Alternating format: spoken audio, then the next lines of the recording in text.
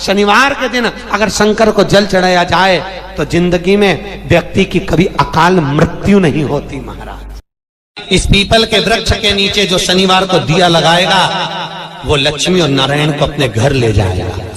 इसलिए शनिवार के दिन पीपल के वृक्ष के नीचे दिया का प्रमाण है। महाराज और सुन दरिद्रता देवी, तेरे पेड़ के नीचे जो खाली हाथ आएगा तू उसके घर में प्रवेश करेगी, और जो भरे हाथ से मतलब पानी का लोटा ले जाओ, कंकु ले जाओ, चावल ले जाओ, रोली ले जाओ, कुछ भी, जरा सी शक्कर ले जाओ, गुड़ ले जाओ, आटा ले जाओ, और पीपल के पेड़ के नीचे कभी खाली हाथ मत जाओ।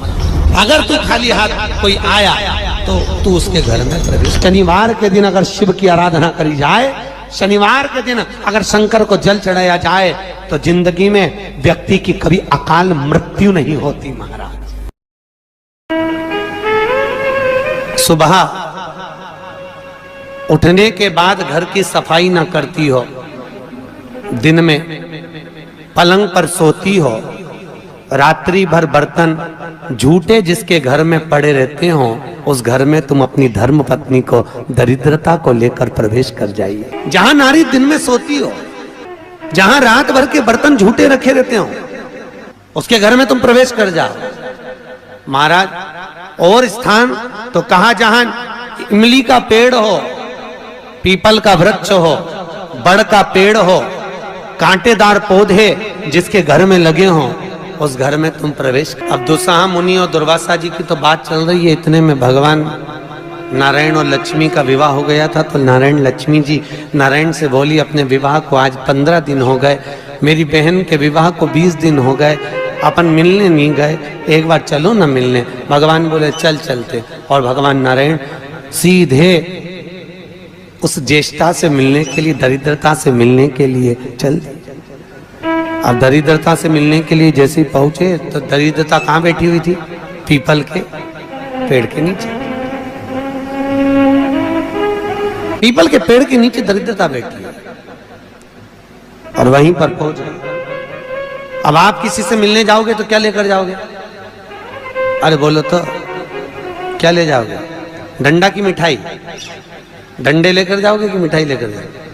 अरे बोलो तो मिठाई लेकर जाओगे ना, कुछ भी मिष्ठान मुंह मीठा कराने के लिए। जिसकी विवाह हुआ है, अभी विवाह हुआ है, तो उसके यहाँ मिठाई का डब्बा लेकर चले, और मिठाई का डब्बा ले जाकर जैसे ही भगवान नारायण लक्ष्मी को दिया, लक्ष्मी ने तुरंत ज्येष्ठा देवी को दिया, ज्येष्ठा को दिया तो देते ही दरिद्रता ने मिठाई का डब्बा फेंक दिया, और फेंकते से ही बोली, लक्ष्मी तू मेरी छोटी बहन है, तुझे इतना नहीं मालूम कि तेरी बड़ी बहन खाती क्या है, और मेरे लिए तू मिठाई लेकर आई है? तू पागल हो गई है, मूर्ख हो गई है, जो तू मेरे लिए मिष्ठान लेकर आई है? तुझे मालूम नहीं कि मुझे खट्टा और तीखा पसंद है। लक्ष्मी जी की आंख में आंसू भर गए। लक्ष्मी जी बोली, जीजी मैं तो समझी कि तुम्हारा विवाह हो गया है, हो सकता है तुम कुछ चेंज करी हो अपने स्वाद को, क्योंकि विवाह होने के बाद थोड़ा सा व्यक्ति बदल जाता है। मुझे लगता है आपने कुछ चेंज करा होगा, इसलिए मैं आपके लिए मिठाई लेकर आई। लक्ष्मी तुझे मालूम नहीं मैं क्या खाती हूं? मुझे नहीं चाहिए, मिठाई का डब्बा फेंक दिया। आज भी कई दरवाजों पर, कई दुकानों पर आपने नींबू मिर्ची टंगा हुआ देखा होगा।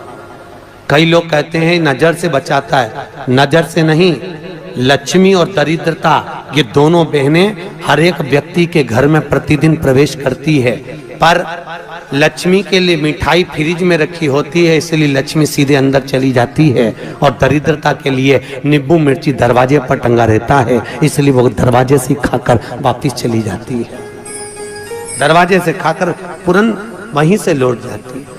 इस पीपल के वृक्ष के नीचे जो शनिवार को दिया लगाएगा वो लक्ष्मी और नारायण को अपने घर ले जाएगा।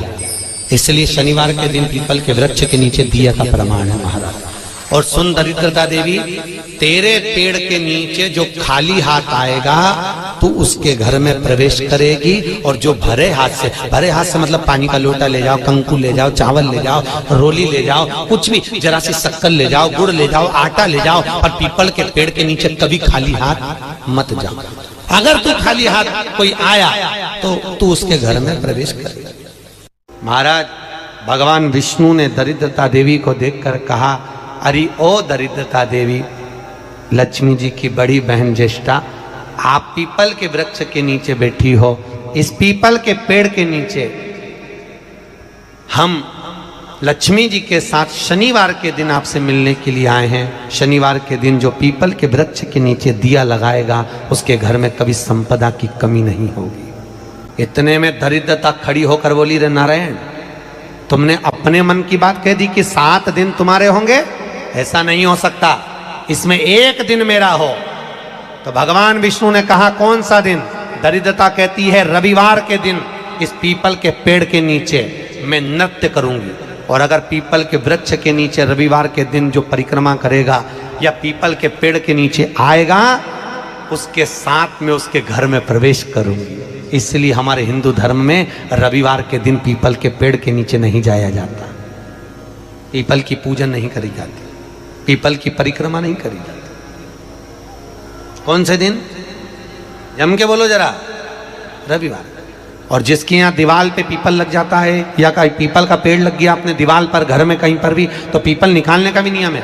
अगर आप दीवार में से पीपल निकालोगे तो बार बार काटोगे, बार बार लग जाएगा, फिर काटोगे फिर लग जाएगा, फिर निकालोगे फिर लग जाएगा। दीवार में पीपल लगता ही रहता है। अगर दीवार के पीपल को निकालना है तो नींबू और मिर्ची, इन दोनों को 3 घंटे पहले पीपल के पेड़ के नीचे रख दीजिए और रखने के बाद में फिर पीपल को रविवार के दिन उखाड़कर कहीं दूसरी जगह लगा दीजिए। उसके बाद कभी दीवार में पीपल नहीं। वर्णन किया, आज फिर आपको ये शिवलिंग है, समझ लेना बहुत अच्छे से, जो आपको करना है रिद्धि सिद्धि पाने के लिए, संपदा को बढ़ाने के लिए। ये शिवलिंग है, ठीक है। ये गोल जलाधारी है, ये चरण से जल नीचे गिरता है। शंकर जी का पूरा परिवार शिवलिंग के आसपास में है। शंकर जी की 5 लड़कियां जो ऊपर से जल नीचे गिरा रही हैं, जया, विषहरा, शामरीबारी, दोतली और देव। ये शंकर जी की 5 लड़कियां जिनका नाम लेकर सोने से रात्रि में नींद अच्छी आती है। एक एक बूंद जो ऊपर से गिरा रही हैं, ये शिव की 5 बेटी। जहां से जल नीचे गिरता है, शिवलिंग का जो जल नीचे जाता है, उसके राइट भाग में गणेश जी का स्थान, लेफ्ट भाग में कार्तिकेय का स्थान, बीच में शंकर जी की सबसे छोटी लड़की अशोक सुंदरी का स्थान। शिव महापुराण की कथा कहती है और गणेश चरित्र अपन श्रवण कर रहे हैं। और कल से चतुर्थी लग रही है। जिसके घर में संपदा की कमी पड़ती हो, बीमारियां ज्यादा फैल रही हो, बहुत कष्ट हो महाराज, बहुत ज्यादा दुखी हो महाराज, कोई काम नहीं बन रहा, बहुत तकलीफ में हो, तो शमी पत्र, शमी की पत्ती, जहां गणेश जी का स्थान है वहां पर 5 शमी पत्र 5 समर्पित करें और शंकर जी के ऊपर 3 शमी पत्र समर्पित करें। बहुत ध्यान देना, 5 शमी पत्र जहां गणेश जी का स्थान है शिवलिंग में, वहां समर्पित करें। 3 शमी पत्र शिवलिंग के ऊपर समर्पित करें।